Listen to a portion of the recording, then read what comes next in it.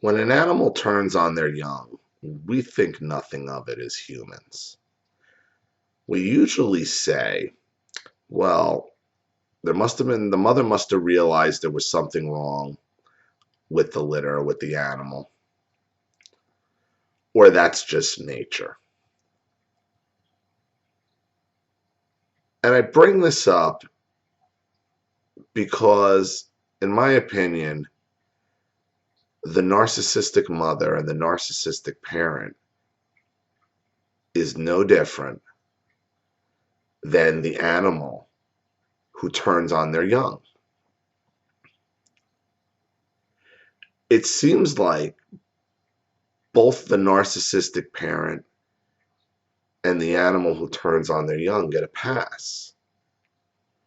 In the animal's case, it's usually blamed on the young, blamed there's something wrong with that animal, wrong with that litter, or that's just nature. And through modern times and technology and the study of animals and reserves and all the work humans have done with animals, we've been able to save litters from their own mothers. And what we find most times is, well, there was nothing wrong with that animal that the mother tried to kill, that the mother tried to abandon. Nothing wrong at all. Because as humans, we nurse them and we get them along and they develop normally, or sometimes we're able to adapt them into another litter, to a different mother. And they grow up healthy and they grow up strong. And a lot of times they grow up stronger and become pack leaders themselves. Which makes you ask the question, like, well, maybe that's what the mother realized. Maybe the mother saw this litter as a threat, knowing that it was going to become the dominant animal in the pack. But that would go against, normal animal, animal growth, because normally that's what the animal's trying to do. They're trying to build to that next level. And that's what happens with human beings as well. As a human being, we don't turn on our young. I mean, you do have the rare occurrence of a mother or a parent killing their own child for whatever reason, insanity or some kind of hormonal imbalance, or they're just crazy. But that's a very rare occurrence. What I think what we have is in the narcissistic parent is parents, if they were animals, who would have either eaten us or abandoned us. But because they're human beings and we have social norms, they're forced to stay. So what you get is the narcissistic parent, the parent that, if society allowed it to just walk away either kill us or abandon us, they probably would. They probably would. So instead of them killing us or abandoning us, what we get the narcissistic abuse. But what we don't get is that trainer that steps in and separates us, who recognizes, wow, this person's abusive. This person's trying to hurt their own child. We don't get the trainer that separates us from our mother, from our parents who are abusing us. In a lot of ways, we're disadvantaged. There are animals that are treated better than abuse survivors, because somebody will step in and separate it, because they're animals. They don't know any better. As humans, we assume every mother's great, every father's great, every parent's awesome. They'd never hurt their own child, even though the evidence is right in front of your faces. And there's no trainer that steps in and separates us. There's nobody who who stands up for you or stands up for me? Nobody. Even though they see the narcissist selfish behavior, their narcissist abusive behavior, they say nothing. Because when you're a mother, you got that mother or parental tag, you're given the benefit of the doubt. Oh, they'd never hurt their own kids, because everybody looks at everybody else's parental relationship like their own. I mean, if you're a normal person who loves their children and would die for your own children, you're not going to understand narcissistic behavior because you're not a narcissist. You can't understand somebody putting themselves before the life of their own children, for the well-being of their own children. They can't conceptualize it. They feel it must be a misunderstanding. Oh, you're just misunderstanding your mother. Oh, all mothers are this, or all fathers are that, or all families are this, or all families are that. It's not. And the reason why they say it is because they can't conceptualize it. They can't figure, these aren't bad people who say stuff like that. These are people who probably had normal, loving relationships and normal, loving families, who were loved unconditionally. So they don't understand the concept of a parent only loving themselves, not caring for their own child, being abusive. They don't understand it, even though they see the evidence right before them. It's kind of like this. This is the best example as far as, why you shouldn't get too frustrated with people who can't understand it. Like, I'm 41 years old, and you take, say, the situation in the Middle East and in Iraq, and 10 to 11 years ago, when we were deciding to go in there, or for whatever reason,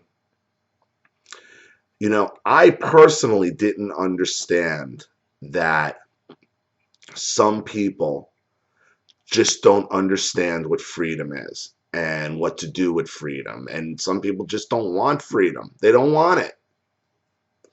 So me, as like an American just growing up in a free country, or semi-free, but even still, I could never understand the concept of somebody not wanting to be free. But that's what they grew up in over there. That's all they know. That's what they understand. And, it's to the point where I can't blame somebody over there for not, because they don't understand what it is, and they're not ready for it. They don't know what to do with it. And it's like that for somebody who can't get their hands around what narcissism is and what a narcissistic parent is. And that's most of society actually is like that, or loved unconditionally by their parents. That's most people. That's why the narcissists get away with it. They're kind of hiding in plain sight, much like the animal. You don't say when the animal attacks its young or abandons a young, well, that animal's an asshole. No, you just say that's nature. There was something wrong with it.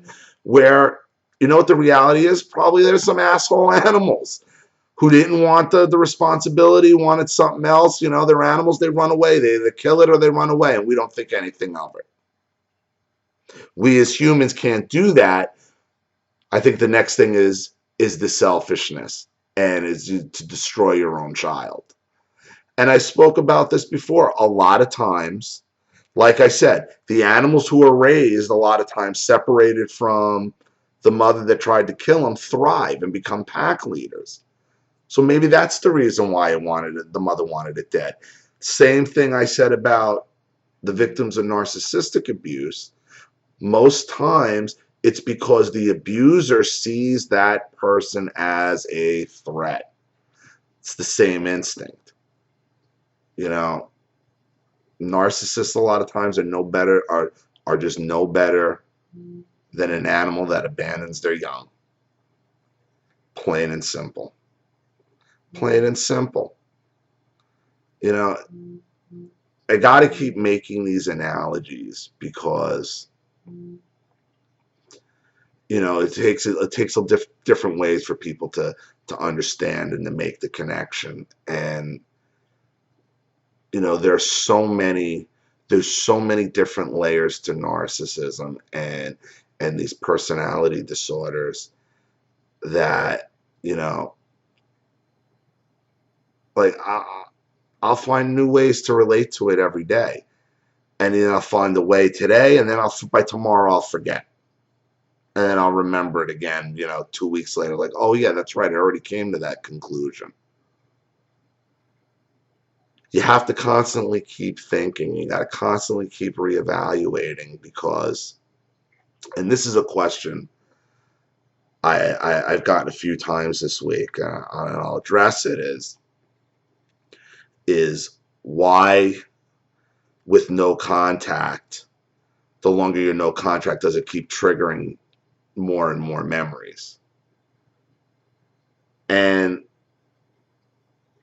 the person, the main person who asked me this is actually a published author, and you know she has a pretty in-depth story. You know, she chose a different career path. She had parents that basically tried to control her every move her whole life.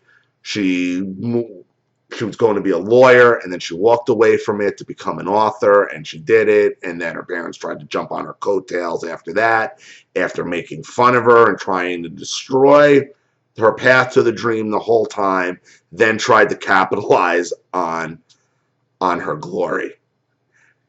And she asked me, and one of the questions she asked me is, why is it, you know, as I'm going no contact with these people longer and longer, I'm getting, you know, these memories are triggered. And her as an author, I'll use her profession. You know, my wife's a writer too. She's an author, and you never proofread your own work. You always want a second set of eyes to look at your work because you're involved, you're looking at it. You know, you need a fresh set of eyes to look at things and to reanalyze and to break it down for you. Okay, and that's happened in most people in their jobs. You know, somebody will come in to do a review or an analysis, and you'll walk around with them, and they'll point out things that you didn't even see. And it's not that you're lazy or you weren't looking for it. It's because you're in there, you're in the environment, you're going to miss things. That's why you have a fresh set of eyes to come in and to show you what you're kind of overlooking. It's not necessarily a bad thing. So the reason why it sparks memories with the no contact is you actually, because now that you're removed from the situation, you have the memories, but you don't have them causing the chaos. So at that point, you could be your own fresh set of eyes because you're not there immersed in drama and chaos. So now you can reanalyze this from a fresh perspective and see it as if somebody else is coming in and looking in on it because you've now removed yourself from the situation. You're basically your own proofreader at that point. So that's why I think it's important to go no contact, and that's why the no contact will spark memories and make you reevaluate because you're looking at something now with a fresh set of eyes. So I hope that helps. All right, everybody. I'm going to wrap up the video here. Thank you for all your comments. Please keep commenting.